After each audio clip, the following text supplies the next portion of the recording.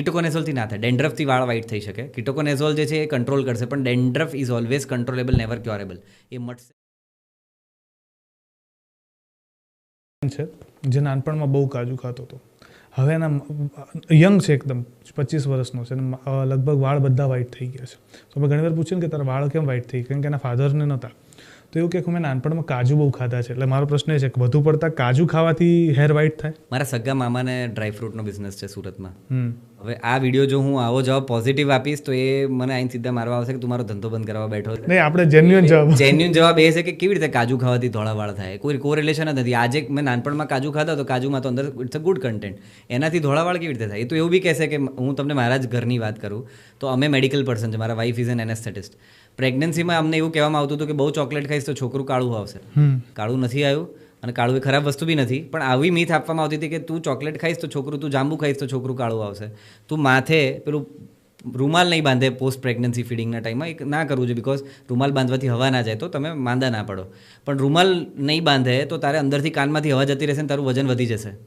બરાબર, આવા બધા મીથો આપવામાં આવે છે. એટલે આ કાજુનું હું એવું સમજુ છું કે આ સમથિંગ વિચ ઇઝ ન્યૂ, અને મારા માટે બી આવું જ છે. ઓકે, હવે કીટોજીન શેમ્પુ આવે છે જે એન્ટી ડેન્ડ્રફ શેમ્પુ કહેવાય, એ યુઝ કરવાથી વાળ વ્હાઇટ થાય? કીટોકોનેઝોલથી ના થાય. ડેન્ડ્રફથી વાળ વ્હાઇટ થઈ શકે. કીટોકોનેઝોલ જે છે એ કંટ્રોલ કરશે, પણ dandruff is always controllable, never curable. એ મટશે નહીં, ઓછો થશે. એટલે મહિના માટે થાય ડેન્ડ્રફનું શેમ્પુ કરો, પાછું બેબી શેમ્પુ અથવા રૂટીન શેમ્પુ વીકેન્ડ્સમાં, અને પછી પાછું વર્ષ પછી શિયાળામાં વધારે થાય ત્યારે કીટોકોનેઝોલ વાળું. એટલે વધારે પડતા યુઝથી હેર વ્હાઇટ થઈ શકે એના? કોઈ બી વસ્તુ ખરાબ, વધારે તો ખરાબ જ છે.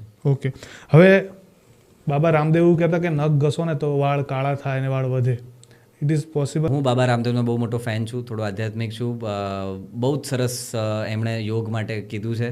યોગને કદાચ આગળ પહોંચાડવામાં બી કોઈકનું કામ હોય તો એમનું છે. એટલે એમાં બહુ જ બધા યોગ છે, ને કદાચ કોઈક યોગ એવો હોય કે જેમાં એ સાયન્ટિફિકલી પ્રૂવ ના હોય અથવા એનાથી વાળ ના બી આવી શકતા, પણ એમની 99 વસ્તુ સારી છે. આ વસ્તુમાં હું અગ્રી નથી કરતો.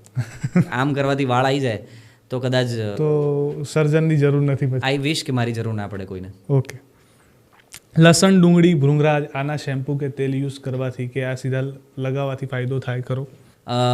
લસણ, ડુંગળી અને ભૃંગરાજ અલગ છે, લસણ ડુંગળી અલગ છે. લસણ અને ડુંગળી તમે જોશો તો એ ઇરિટન્ટ છે. તમારી આંખમાં નાખશો તો આંખમાંથી પાણી નીકળશે. હા, બિકોઝ ઇટ્સ એ ઇરિટેન્ટ કન્ટેન્ટ.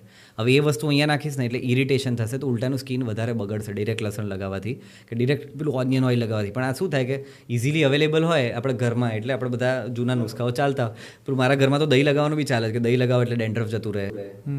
હા, એ સાચું છે. દહીં કન્ડિશન કરશે તમારા વાળને, પણ ડેન્ડ્રફ જાય એવું હું નથી માનતો. દહીં લગાવવાથી, લીંબુ ઘસવાથી, લીંબુ ઇઝ અગેન ઇરિટન્ટ ટુ સ્કિન. એટલે ડેન્ડ્રફ મારા ખ્યાલથી ફક્ત ને ફક્ત કીટોકોનેઝોલ બેઝ શેમ્પુ હોય. મેં બધું જ કરી ચૂકેલું છું. નાના હતા ત્યારે મમ્મી દહીં બી લગાવતી હતી, લીંબુ બી લગાવતી હતી, અને મેડિકલમાં આવ્યા પછી મેં બહુ જ બધા પેશન્ટ્સ મેં કીટોકોનેઝોલ ટાઈપના જે બી અલગ અલગ શેમ્પૂસ છે લખ્યા છે. પણ ડેન્ડ્રફ ઇઝ કંટ્રોલેબલ. એક વખત મગજમાં નાખી દો કે ડેન્ડ્રફ ખાલી કંટ્રોલ થશે, મટશે નહીં.